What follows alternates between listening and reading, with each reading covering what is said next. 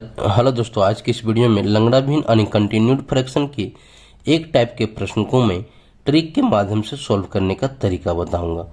लंगड़ा भिन्न का ये पार्ट 4 है। इसके पहले मैं 3 पार्ट अपलोड कर चुका हूं और वहां पे तीनों पार्ट में यानी पार्ट 1 में, पार्ट 2 में और पार्ट 3 में अलग अलग टाइप के प्रश्न को मैं ट्रिक के माध्यम से सॉल्व करने का तरीका बताया और आज पार्ट 4 में भी अलग टाइप के प्रश्न को मैं सॉल्व कराऊंगा। तो आप वीडियो के अंत तक बने रहें ताकि हर एक चीज आपको अच्छे से समझ में आए। और मैं आप लोग से एक रिक्वेस्ट करूंगा कि अगर आप तीनों पार्ट नहीं देखे हैं, पिछला तीनों पार्ट यानी पार्ट 1, पार्ट 2 और पार्ट 3, तो उसे आप जरूर देखें ताकि आपको बेसिक से समझ में आए। आइए इसे हम लोग शुरू करते हैं। यहाँ पे आप एक टाइप के प्रश्न को आप देख रहे होंगे। तो इस प्रकार के प्रश्न को सॉल्व करने के लिए हम लोग क्या करेंगे, सबसे पहले यहाँ पे जो मान दिया रहता है इसको हम लोग भाग विधि से इसका एचसीएफ निकाल लेंगे। भाग विधि से क्या करेंगे, एचसीएफ निकाल लेंगे।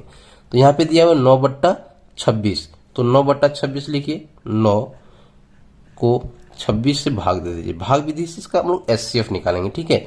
तो ये आएगा 9 दूनी 18, 9 दूनी 18, यहाँ पे बचा 6 2 8 और यहाँ फिर आ जाएगा कितना, ये 9, तो लिखिए 9, ये आ जाएगा एक बार में 8 और एक बचा, फिर यहाँ पे इसको लिखेंगे 8, ये आ जाएगा आपका 8 बार में, ये कट गया।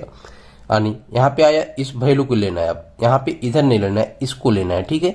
तो यहाँ पे आया है 2, 1 और 8, तो ये 2 जो आया ना ये हम लोग लिखेंगे ये, यानी ए का वैल्यू 2 निकला, फिर बी का वैल्यू 1 निकला और यहाँ पे सी है तो ये आया सी, ठीक है। ऐसे बनाना है। यहाँ पे पूछा क्या है, ए प्लस बी प्लस सी, यानी ए प्लस बी प्लस सी। तो क्या करना है, ए पूछा है, ए का वैल्यू कितना निकला है 2, तो लिखिए 2, प्लस बी का वैल्यू कितना है 1, तो यहाँ पे लिखिए 1, प्लस सी का वैल्यू कितना 8, तो यहाँ पे लिखिए 8। तीनों को जब हम लोग जोड़ेंगे तो यह आ जाएगा 11। यही इसका आंसर होगा, ठीक है। यही इसका आंसर होगा। क्या करेंगे कि यहाँ पे जो वैल्यू दिया हुआ रहता है उसको भाग विधि से एचसीएफ निकालेंगे इस प्रकार से, और यहाँ पे जो वैल्यू आएगा उसको ये मानेंगे, यहाँ पे जो आएगा बी मानेंगे, यहाँ पे जो आएगा सी मानेंगे, और आएगा तो वहाँ पे डी, और आएगा तो ई लिखेंगे, ठीक है। और यहाँ पे जो प्रश्न पूछा जाएगा उस प्रकार से फिर हम इसको यहाँ पे सॉल्व करेंगे। आइए एक और प्रश्न को हम लोग सॉल्व करते हैं, वहाँ पे आपकी क्लैरिटी और बढ़ेगी। देखिए यहाँ पे एक प्रकार के प्रश्न दिया गया है और यहाँ पे ए बी सी और डी का वैल्यू पूछा गया है, यानी ए गुना बी गुना सी गुना डी का मान निकालना है। तो क्या करेंगे, सबसे पहले यहाँ पे जो वैल्यू दिया हुआ रहता है उसका भाग विधि द्वारा एचसीएफ निकालेंगे, ठीक है। तो इसका एचसीएफ निकाल लेते हैं। यहाँ पे कितना हो जाएगा, 17 और 60, 17 को 60 से हम लोग भाग देंगे, तो 17 तिया 51, यहाँ पे बचा 9। अब इसको लिखिए 17,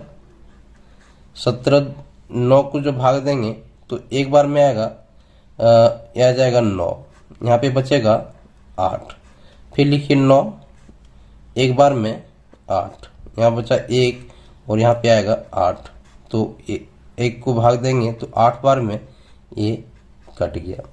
अब यहाँ पे आया 3, 1, 1 और 8, तो ये 3 का वैल्यू क्या होगा, ए का वैल्यू 3 होगा, ये बी होगा, ये सी होगा और ये डी हो गया। चारों का मान आपको पता चल गया, यानी ए बी सी और डी का मान आपको पता चल गया है ना, मान निकल गया। पूछा क्या गया है, ए गुना बी गुना सी गुना डी, तो ए का मान कितना है 3 गुना 1 गुना 1 गुना डी का वैल्यू कितना है 8, तो लिखेंगे 8। यहाँ पे कैसे लिखे 1, क्योंकि ए का वैल्यू 3 है, बी का वैल्यू 1 है जो कि 1 लिखे हैं, सी का वैल्यू 1 है इसलिए 1 लिखे और डी का वैल्यू 8 निकला इसलिए यहाँ पे 8 लिखे। इन चारों को जब गुना करेंगे तो ये आ जाएगा 3 1 3, 3 1 3 और फिर 3 को जब 8 से गुना करेंगे तो यह आ जाएगा 24। यही इसका आंसर होगा, यही इसका आंसर होगा। आइए एक और प्रश्न को हम लोग सॉल्व करते हैं। नेक्स्ट प्रश्न में A plus B plus C plus D का वैल्यू पूछा गया, यानी A plus B plus C plus D का वैल्यू पूछा गया है। तो हम क्या बताएं कि सबसे पहले यहाँ पे जो रहेगा उसका हम लोग भाग विधि द्वारा एचसीएफ निकाल लेंगे। क्या करेंगे कि यहाँ पे जो वैल्यू दिया रहता है उसका क्या करेंगे, भाग विधि द्वारा एचसीएफ निकाल लेंगे। तो आइए निकाल लेंगे। क्या करेंगे, सबसे पहले छोटा वाले से हम लोग बड़ा वाले को भागा देते हैं। तो 30 से 43 को भाग देते हैं। 30 एका 30, ये बचा यहाँ पे 13, ठीक है। फिर इसको ले आइए यहाँ पे 13 दूनी 26, यहाँ बचा 4, फिर आ जाएगा ये 13। जब तक नहीं कटेगा हम लोग काटते रहेंगे, है ना।